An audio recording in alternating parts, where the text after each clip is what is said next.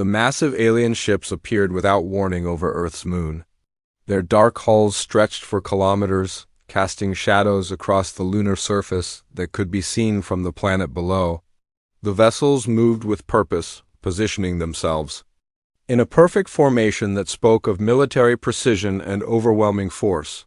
Rosa Martinez had been reviewing supply reports when the emergency sirens began wailing throughout the Aurora Defense Station. She dropped her tablet and rushed to the command center, where dozens of technicians worked frantically at their stations. The main view screen showed what everyone had feared might happen someday, but hoped never would. "Report," Rosa commanded. As she reached the central console, Lieutenant Webb turned to face her, his face pale with shock. 43 vessels, Captain. They appeared simultaneously at 1400 hours. No energy signatures detected before arrival. They just materialized. Out of nothing. Rosa studied the formation on screen. The ships were unlike anything in human records, with organic curves that seemed to flow like liquid metal. Weapon ports dotted their surfaces like angry eyes, and each vessel was easily 10 times larger than humanity's most advanced cruiser. Any communication attempts? She asked. They're broadcasting on all frequencies, Captain. Same message repeating in every human language. They want to speak with our leaders. Rosa nodded grimly. She had trained for this moment her entire career, but seeing it unfold felt surreal. Put me through to Earth Command. Emergency Channel 1. The view screen split to show Admiral Brooks at the main defense headquarters along with commanders from stations across the solar system. His weathered face showed the strain of sudden responsibility for humanity's survival. "Captains," Brooks began without preamble, "we're receiving a direct transmission from the alien fleet. They're demanding to speak with our highest authorities. I'm patching everyone into the main communication array now." The screen flickered, then filled with an imposing figure that made several officers step back involuntarily. The alien stood nearly 3 meters tall, covered in dark scales that reflected the bridge lights behind it. Its eyes glowed with an inner fire, and when it spoke, its voice carried the weight of absolute authority. "I am General Fail of the Galactic Hegemony's Third Conquest Fleet," the creature announced. "Your species has been selected for integration into our empire. You will surrender all military assets and submit to hegemony rule within 72 hours. Rosa felt her hands clench into fists as the alien continued speaking. The translator. Software struggled with some words, but the meaning came through clearly enough. "Resistance is futile. We have conquered 47 star systems and absorbed their populations into our empire. Your primitive technology poses no threat to our forces. You will kneel before the might of the hegemony, or your world will burn." "Admiral." Brooks leaned forward in his chair. "And if we refuse?" General Fail's reptilian features twisted into what might have been a smile. "Then you will serve as an example to other worlds that consider defying us. Your cities will become ash, your people will become slaves, and your planet will become a monument to the price of foolish pride." Rosa watched the alien's confident display and felt something hot and dangerous building in her chest. She had spent years studying military history, learning about every conflict humanity had ever fought. One lesson stood out above all others. Bullies counted on fear to win battles. Before they started, "General Fail," Rosa said, stepping forward so the alien could see her clearly, the creature's glowing eyes fixed on her with predatory interest. "A human female dares to address me directly. How amusing." "You want us to kneel before your might?" Rosa continued, her voice steady despite the magnitude of what she was about to do. "You want us to surrender without a fight because you think we're primitive and weak. I do not think these things human. I know them." Rosa smiled, and something in her expression made several alien officers behind Thale shift nervously. "Well, General, if you want us to kneel so badly, why don't you show us how it's done? Kneel first." The silence that followed stretched across space itself. Every human officer stared at their screens in shock, while the alien bridge erupted in angry chittering and snarls. General Thale's eyes blazed brighter, and her claws extended unconsciously. You dare mock the hegemony? Thale hissed. You pathetic creature, I will personally oversee your execution when this world falls. 72 hours, Rosa replied calmly. That's what you said. Clock starts now. She reached forward and cut the transmission, leaving the view screen blank. The command center remained silent for several heartbeats as everyone processed what had just happened. Then Admiral Brooks began to chuckle, a sound that grew into full laughter. Captain Martinez, he said when he recovered. That was either the bravest thing I've ever witnessed or the most suicidal. Maybe both, sir, Rosa admitted. But someone had to show them we won't be intimidated. Lieutenant Webb looked up from his console with wide eyes. Captain, the alien fleet is moving. They're repositioning into attack formation. Rosa nodded, expecting this response. All stations, go to Red Alert. Begin implementing Defense Protocol 7 immediately. Sir, Webb said hesitantly, Protocol 7 is still classified. Most of the crew doesn't know it exists. They're about to learn, Rosa replied. She opened a ship-wide channel. All hands, this is your captain. As of this moment, we are at war with an alien empire that thinks humanity will simply roll over and die. They've given us 72 hours to surrender. I say we use that time to show them exactly what happens when someone threatens Earth. She paused, looking around at the faces of her crew. These people had trained for years without knowing if they would ever face a real enemy. Now that moment had arrived, and she could see fear mixing with determination in their eyes. The aliens think we're primitive. They think our technology is inferior. They think we'll panic and beg for mercy. Rosa's voice grew stronger with each word. They're about to learn that humanity's greatest weapon isn't our ships or our guns. It's our refusal to give up when someone tells us we have no choice. The crew began to move with renewed energy, rushing to implement protocols they had practiced but never expected to use. Rosa watched them work and felt a fierce pride in her species. General Thale had made one critical error in her assessment. Of humanity. She had confused civilization with weakness. The timer on. Rosa's console began counting down from 72 hours.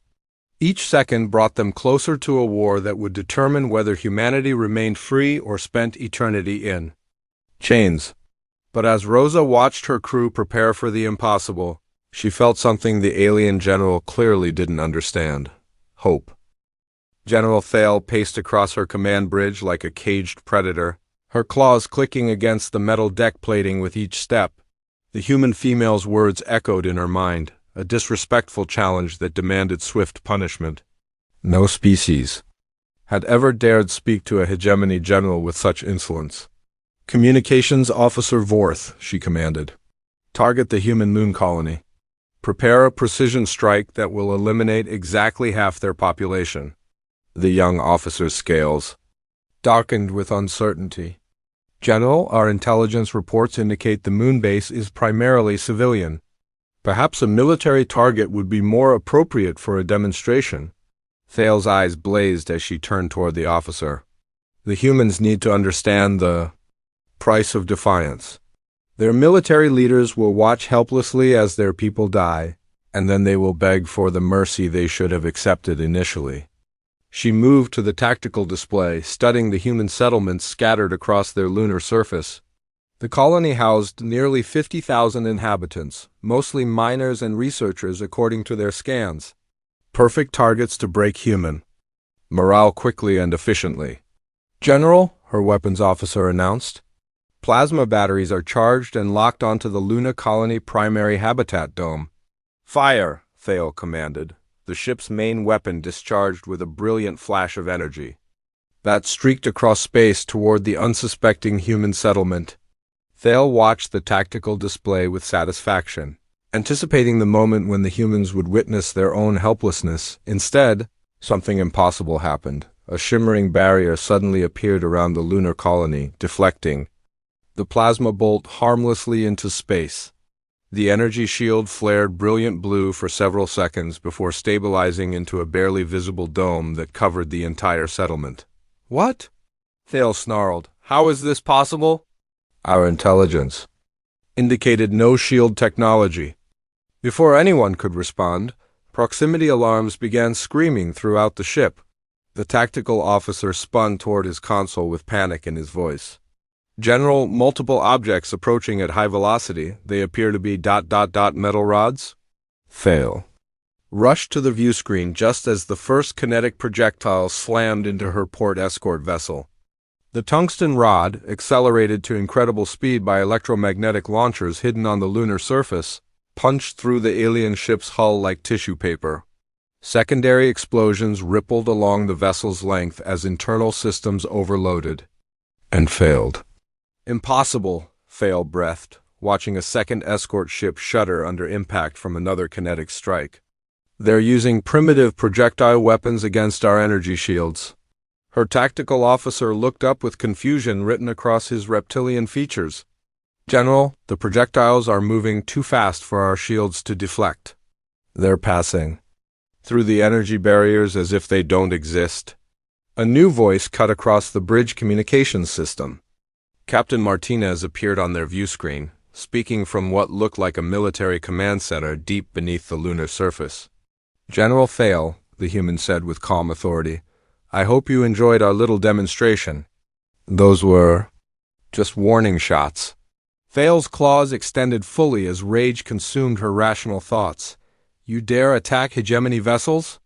Your world will pay for this aggression. Aggression? Rosa laughed, a sound that made several alien officers step back. Nervously. You just tried to murder 25,000 civilians.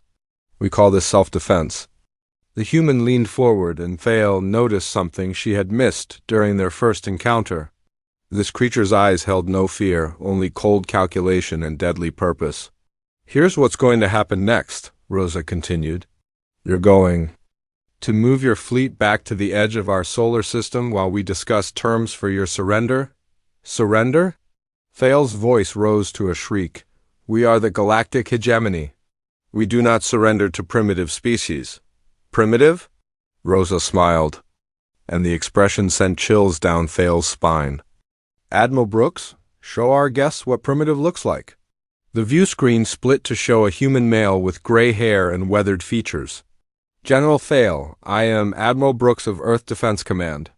For the past 50 years, every piece of alien technology that crashed on our world has been studied, reverse-engineered, and improved upon. Fail felt a cold dread building in her chest as the human continued speaking. Your energy shields work perfectly against plasma and laser weapons. Unfortunately for you, we prefer more direct approaches to problem solving. Those kinetic bombardment platforms have been hidden across our solar system for decades, just waiting for someone like you to show up. The tactical display updated to showed dozens of previously undetected installations throughout the human star system. Each one bristled with weapons that could accelerate projectiles to devastating speeds using magnetic coils and gravitational assists. Furthermore, Admiral Brooks continued, your ships communicate using quantum-encrypted channels that you believe are unbreakable. We've been listening to your internal communications since you arrived. Fail spun toward her communications officer, who was frantically checking his equipment with growing panic. Sir, impossible. Our encryption protocols have never been compromised. Until now, Rosa interjected. We know you have 43 ships in your fleet.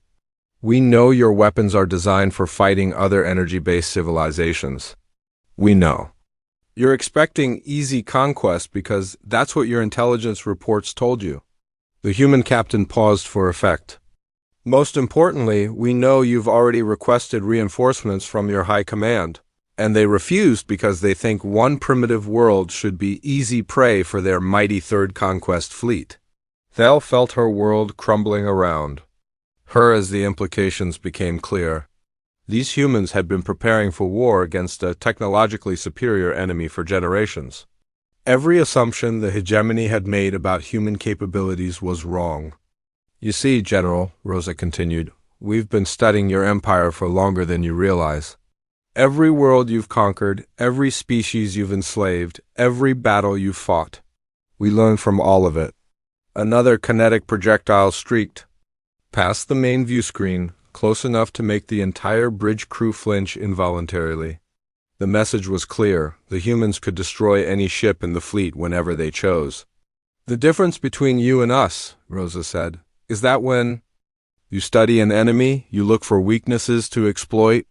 When we study an enemy, we look for ways to make them irrelevant." Thal straightened to her full height, trying to project confidence she no longer felt. "Even if your primitive kinetics can penetrate our shields, you cannot stand against the full might of the hegemony. We will call more ships. Will you?" Admiral Brooks asked. "Because according to your own communications, the High Command considers this mission a test of your competence. If you can't handle one primitive world, why would they trust you with additional resources?" The truth hit Thale like a physical blow. She was trapped between human defiance and hegemony expectations, with no way to claim victory without admitting she had underestimated the enemy completely. 48 hours remaining on your original deadline," Rosa announced. "I suggest you use that time to reconsider your position. The offer to kneel first is still available." The transmission ended, leaving Thale staring at a blank screen while her bridge crew waited for orders. Around them, the human solar system bristled with hidden weapons that could turn her mighty conquest fleet into debris at any moment. For the first time in her military career, General Thale began to understand what fear felt like. Lieutenant Davis felt his heart hammering against his ribs as he guided the modified stealth fighter through the debris field that had once been an asteroid mining station. The wreckage provided perfect cover for their approach to the alien fleet, but navigating through twisted metal and frozen corpses required nerves he wasn't sure he possessed. "Target acquired," whispered Pilot Chun from the fighter beside him. "Hegemony corvette isolated from the main formation. Looks like they're conducting sensor sweeps." Rosa's voice crackled through their encrypted communications from her position in the lead fighter. "Remember, we need that ship intact. Kill the crew, capture the vessel, and get out before their friends notice? Questions?" Davis swallowed hard and checked his weapon systems one final time. 3 months ago, he had been training for routine patrol missions around Earth's orbital platforms. Now he was preparing to board an alien warship armed with nothing but modified human technology and desperate courage. "Movement on the corvette's hull," reported Sergeant Kelly from the boarding pod attached to Rosa's fighter. "Looks like they're conducting external repairs. This is our chance." The small human strike force moved through the debris with predatory patience, using their ship's upgraded stealth systems to avoid detection. The technology was based on alien designs recovered from previous crashes, but human engineers had improved it beyond original specifications. Where alien stealth focused on energy dampening, humans had developed true invisibility across multiple spectrums. Rosa studied the target vessel through her scope, noting the weapon placements and potential entry points. The Hegemony corvette was roughly twice the size of a human destroyer, but its crew complement should be manageable if they struck fast and hard. "Davis, Chun, you take the engine room. Kelly's team handles the bridge. I'll secure their communication array before they can send a distress signal." The fighters drifted closer to their target, using micro-thrusters to avoid creating energy signatures that might trigger alien sensors. Davis could see individual crew members moving around inside the ship through his thermal imaging display. They looked confident and relaxed, completely unaware that death was approaching from the darkness. "Magnetic clamps engaged," Rosa announced quietly. "Boarding pods away." The modified escape pods detached from their fighters and adhered to the alien hull with barely a whisper of contact. Human engineers had designed the cutting tools specifically for this mission, using plasma torches reverse-engineered from captured hegemony equipment. Davis felt the familiar weightlessness of zero gravity as his pod cut through the corvette's outer hull.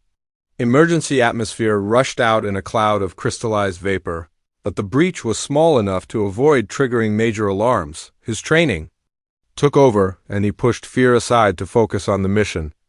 The interior of the alien ship was larger than expected, with corridors designed for creatures significantly taller than humans. This worked in their favor, providing extra cover and making it harder for the aliens to track their movements through the ship's systems. "First contact," Chun whispered over the radio. "2 hostiles neutralized. These things are tougher than they look. Davis moved through the engineering section, his modified pulse rifle ready for immediate use. The weapon fired electromagnetically.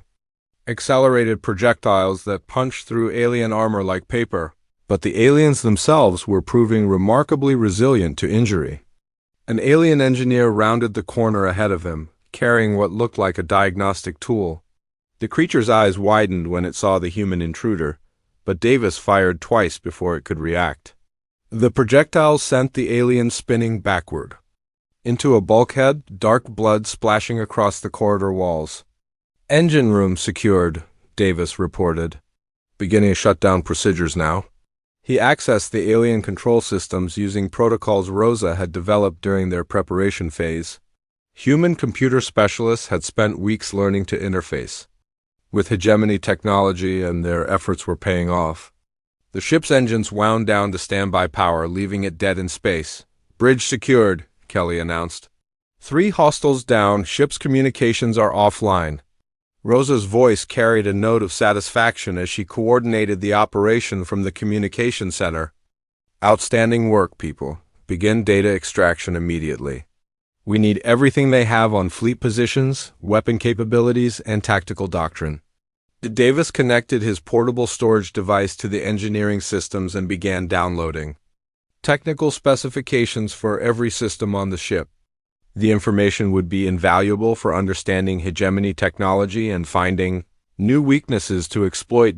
Through the ship's viewports, he could see the main alien fleet in the distance, still maintaining their formation around Earth. The massive vessels looked invincible from this distance, but Davis now knew they were just as vulnerable as any other machine when approached correctly. "Incoming transmission from the fleet," Rosa announced with barely contained excitement. "They're hailing the corvette for a routine status report." Davis grinned as he realized what Rosa had in mind. The captured ship would become their Trojan horse, allowing them to move freely among the enemy fleet until they were ready to strike again. "Chun, get to the bridge and help Kelly understand their communication protocols. We're going to tell the fleet that everything is normal while we prepare a surprise for them." 20 minutes later, the captured corvette began moving back toward the main hegemony formation.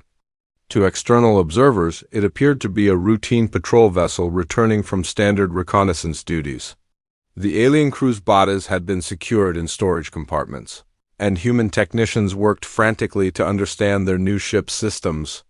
Rosa stood on the alien bridge, studying tactical displays that showed the positions of every enemy vessel. The information was beyond valuable, it was decisive. She could see patrol routes, communication schedules, and most importantly, the locations of ships that were temporarily isolated from mutual support. "Target selection complete," she announced to her team. "We're going to systematically eliminate their screening vessels before moving against the main battle line. Each attack needs to look like an accident or equipment failure to avoid raising suspicions." Davis monitored the engine systems as they approached their first target, another corvette that was conducting long-range sensor sweeps near the outer edge of the formation. The plan was audacious in its simplicity: approach under friendly identification, plant explosive charges, and destroy the ship from within before moving to the next target. "Remember," Rosa said as they prepared for their second boarding action, "we're not just fighting for Earth anymore. Every ship we take down is one less weapon they can use against other worlds.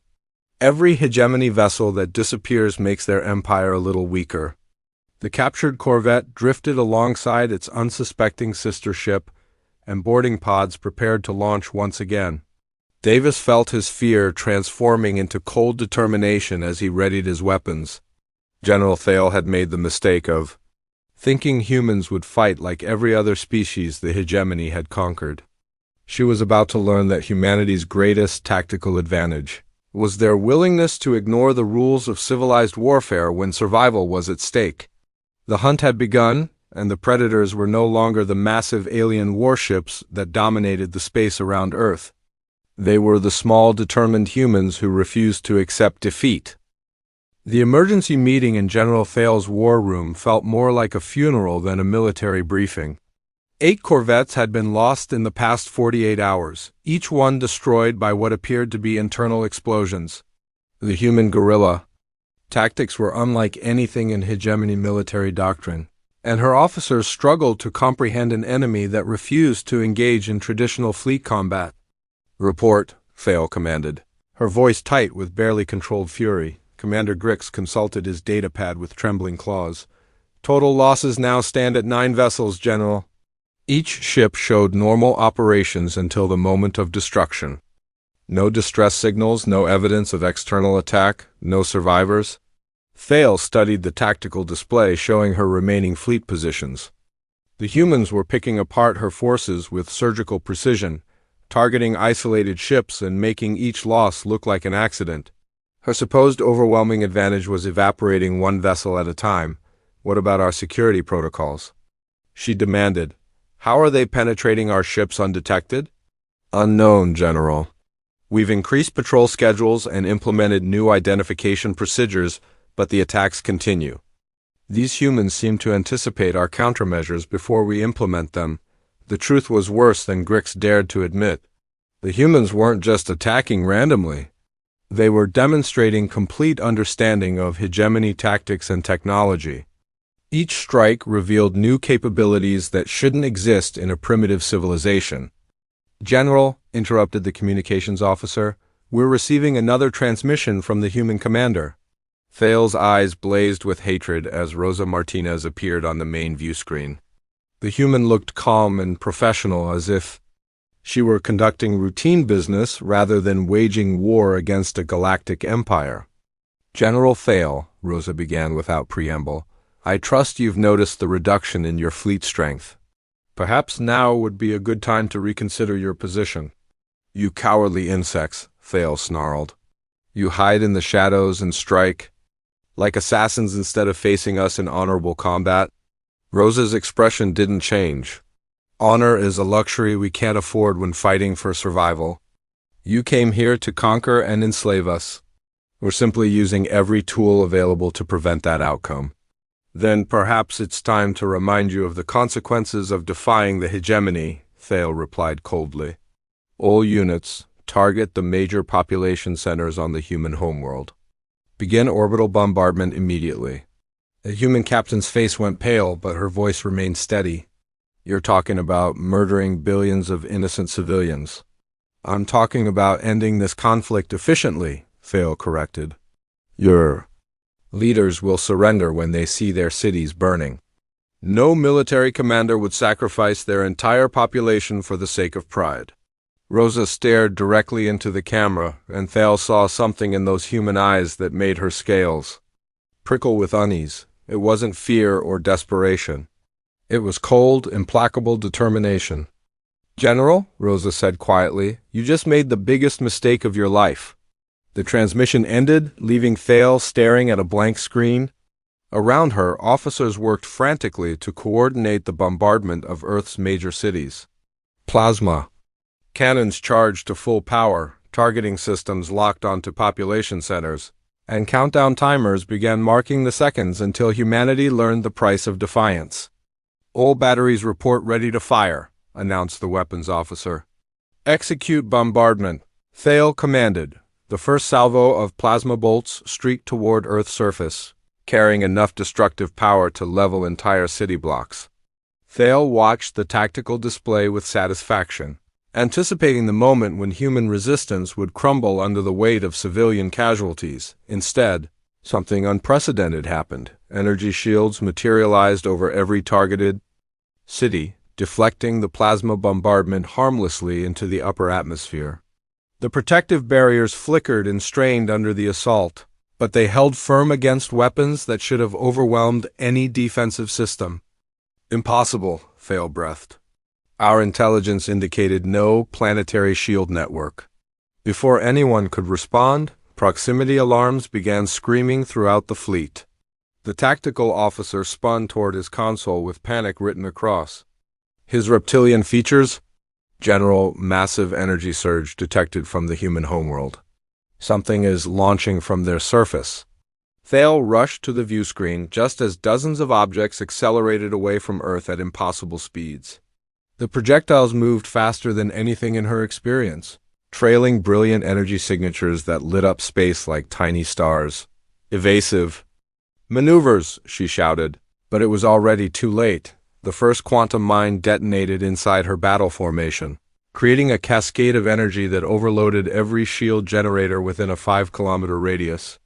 Secondary explosions rippled through 3 heavy cruisers as their containment systems failed simultaneously. More mines found their targets with devastating precision, each one positioned to cause maximum damage to multiple ships. The humans had somehow planted the weapons throughout her formation without being detected, turning her own fleet density against her. "Damage report," Thale demanded as her flagship shuddered under the impact of debris from a destroyed escort vessel. 12 ships lost, General. 8 more showing critical damage. The humans have been placing explosive devices throughout our formation for days.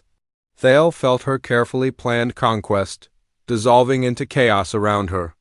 The primitive humans had outmaneuvered her at every turn, using tactics and technology that shouldn't exist. Her overwhelming numerical advantage was disappearing with each passing hour. "Sir," the communications officer called out, "we're receiving transmissions from across the galaxy. The humans are broadcasting footage of our bombardment attempt to every hegemony world." The main viewscreen switched to show Rosa Martinez speaking from what appeared to be a secure bunker deep beneath Earth's surface. Behind her, human technicians worked at stations displaying real-time footage of the alien attack. "Citizens of the galaxy," Rosa announced, "you are witnessing the true nature of the hegemony that claims to protect you. General Thale just attempted to murder 4 billion innocent civilians because her military conquest isn't proceeding according to plan." The broadcast switched to show the moment when plasma bolts struck Earth's defensive shields, then cut to images of hegemony ships being destroyed by the quantum mine detonation. Rosa's voice continued over the footage. "This is what happens when free beings refuse to kneel. This is what happens when people fight back against tyranny. We call upon every enslaved world to rise up against their oppressors." Thale watched in horror as the transmission reached hegemony communication networks throughout the galaxy. Her private war with one primitive world was becoming a public relations disaster that threatened the Empire's stability. "Turn off those broadcasts," she commanded. "Unable to comply, General. The humans have infiltrated our communication systems. We can't stop the transmission without shutting down all fleet operations." On the viewscreen, Rosa continued her galaxy-wide appeal for rebellion. "The hegemony tells you that resistance is futile, that their technology is superior, that submission is your only choice. We're here to prove them wrong." The broadcast ended with footage of human fighters emerging from the wreckage of destroyed alien ships, clearly showing that the mighty hegemony fleet was being systematically dismantled by the species they had intended to conquer. Thale slumped into her command chair as the full implications became clear. She hadn't just failed to conquer Earth. She had provided the spark that would ignite rebellion across dozens of star systems. The humans had turned her attempt at intimidation into a rallying cry for revolution. Her private communications array chimed with an incoming priority message from Hegemony High Command. Thale already knew what the message would contain: demands for explanations, threats of court-martial, and orders to salvage what remained of the Third Conquest Fleet's reputation. But as she reached for the communication controls, another realization struck her. The humans weren't finished with their demonstration. Rosa Martinez had promised to show the galaxy what happened when free beings refused to kneel. The real battle was just beginning. The corridors of General Thale's flagship echoed with the sounds of battle as human boarding parties fought their way toward the bridge. Emergency lighting cast eerie shadows on the walls while sparks showered from damaged control panels. The once mighty vessel that had carried the hegemony's authority to 47 worlds now served as the stage for its empire's potential downfall. Rosa moved through the alien ship with deadly purpose, her modified pulse rifle cutting down any hegemony soldier who stood in her path. Behind her, a team of human marines secured each section they passed, ensuring no enemy reinforcements could threaten their advance. "Bridge is 50 meters ahead," reported Sergeant Williams, consulting his scanner. "Heavy resistance expected." Rosa nodded grimly. The final confrontation with General Fail would determine more than just the fate of Earth. The galaxy was watching through hijacked communication networks, witnessing humanity's refusal to submit to tyranny. Every enslaved world needed to see that the hegemony could be defeated. Plasma bolts seared past her head as they rounded the final corner.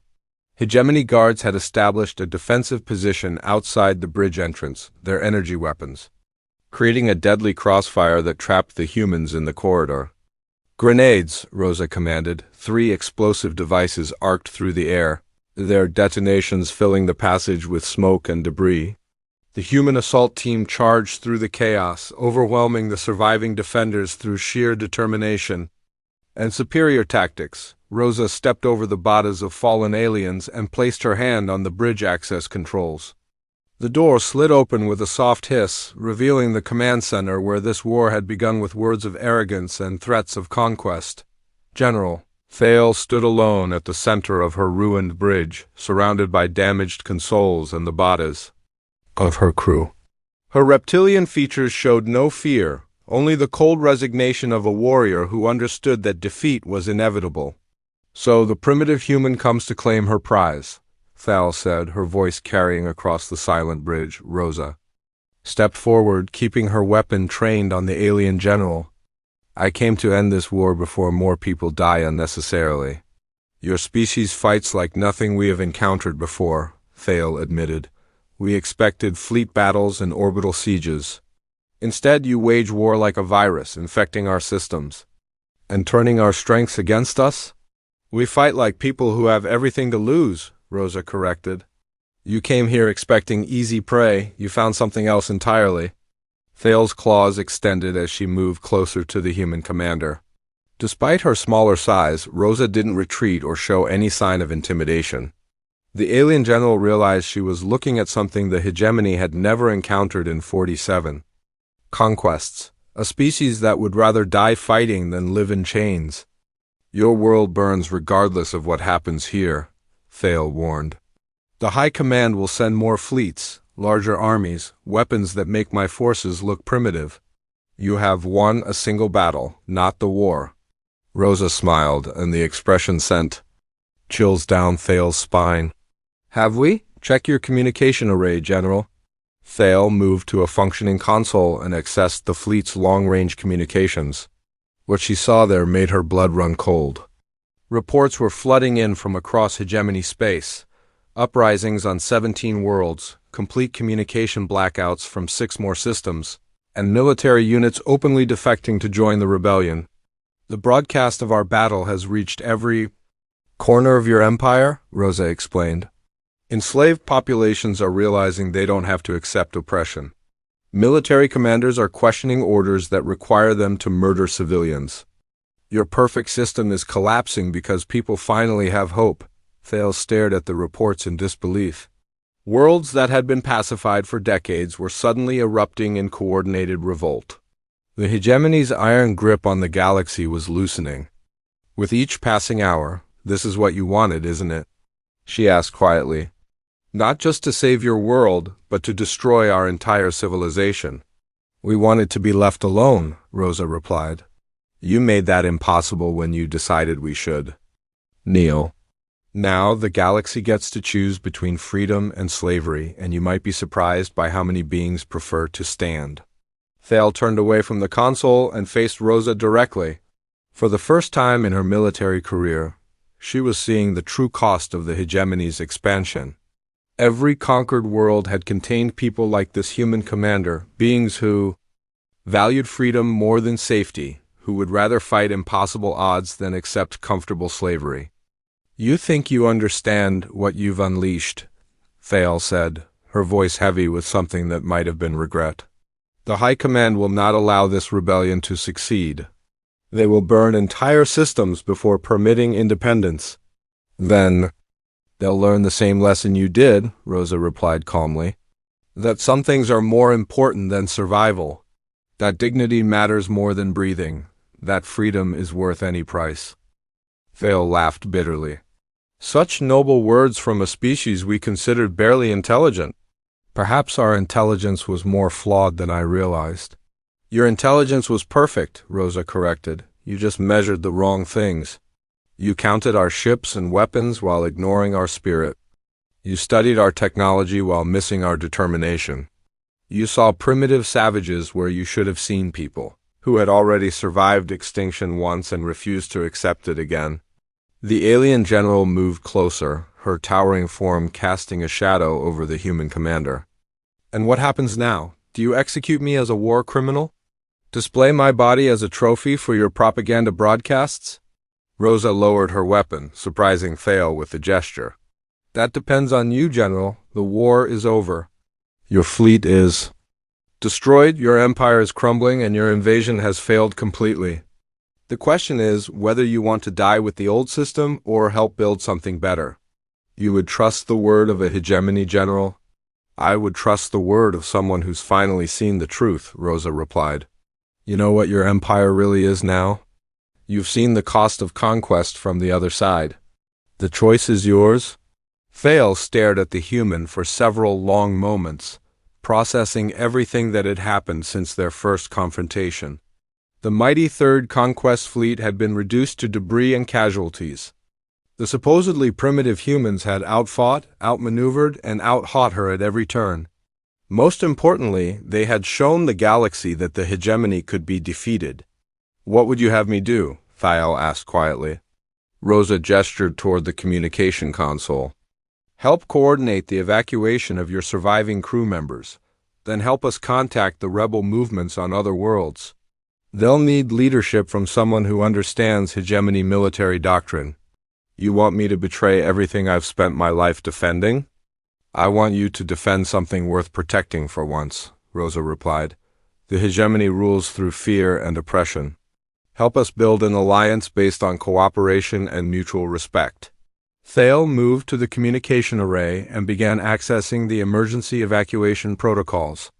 Her claws moved slowly across the controls as she processed the magnitude of what Rosa was asking. 40 years of military service to the hegemony, ending with her betrayal of everything she had been taught to value. The other generals will call me a traitor, she said. The freed worlds will call you a hero, Rosa countered. History is written by those who choose the right side when it matters most.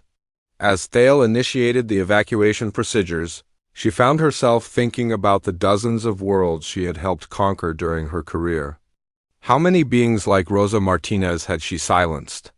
How many potential heroes had died because they refused to kneel before hegemony authority? Evacuation pods are launching, she reported. My surviving crew will reach the outer system within 6 hours. Rosa nodded approvingly. Now help me establish contact with the rebel commanders. They need to coordinate their efforts before the High Command organizes a counterattack.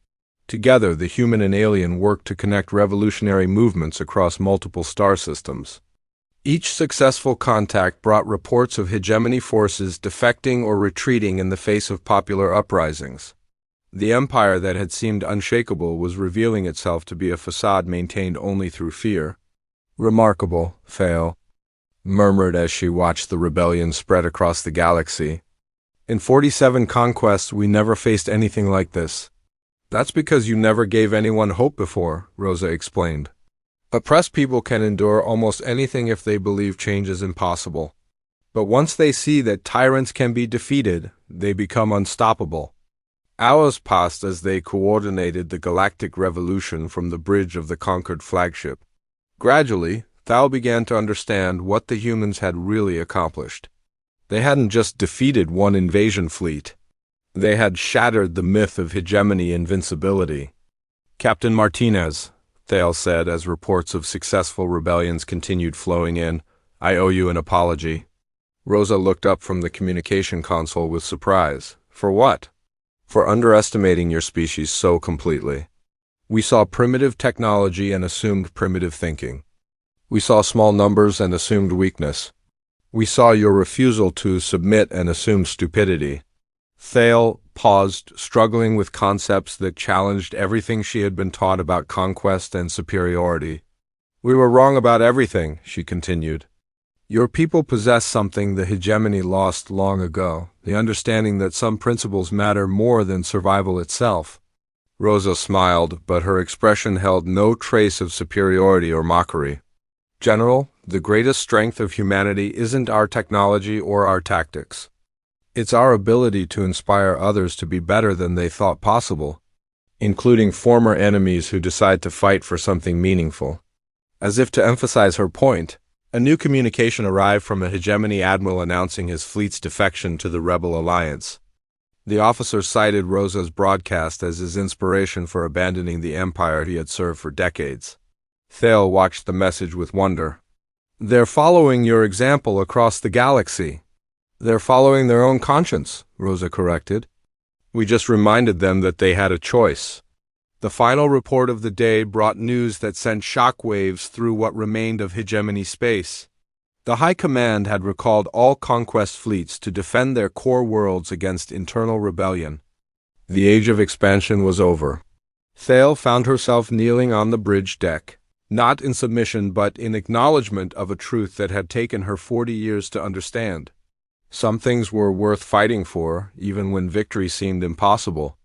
Some principles mattered more than personal survival or military glory. Rise, General, Rosa said gently. We have work to do.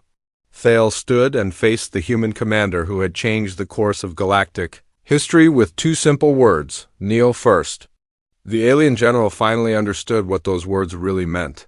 True strength came not from forcing others to submit, but from inspiring them to stand together against tyranny. Through the bridge viewports, ships from dozens of newly liberated worlds were arriving to form a defensive fleet around Earth.